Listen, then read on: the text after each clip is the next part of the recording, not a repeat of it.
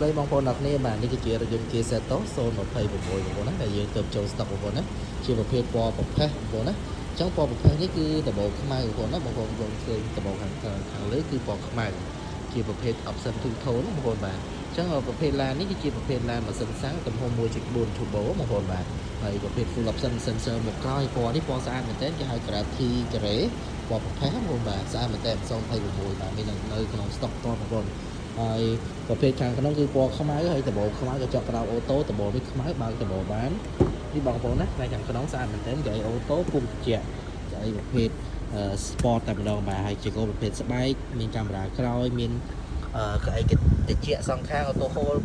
អូតូ brake ហើយនេះគឺយើងមានណាបាទអានេះremote មានតំណ7បាទបើកតបបានប្រភេទបាន Panoramic sunroof បាទហើយប្រភេទជាគៀង LED យើងអាចទាញពោះទៀតបានបាទ option គឺច្រើនសម្រាប់ប្រភេទជា Seto សេរីថ្មីបងប្អូនណាស្អាតមែនទែនអញ្ចឹងបងប្អូនបាទចាប់អារម្មណ៍ទៅមកតបាន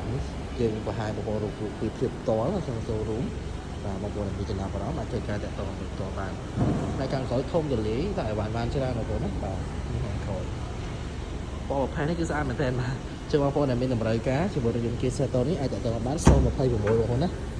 មាននៅក្នុង stock ផ្ទាល់នេះផ្នែកខាងក្រោយដែលបានច្រើនបងប្អូនបាទចឹងបងប្អូនដែលត្រូវការប្រភេទរថយន្ត Kia Seto នេះអាចធ្វើការតាក់ទងបានបងប្អូនណាបាទអរគុណច្រើនបងប្អូនអរគុណ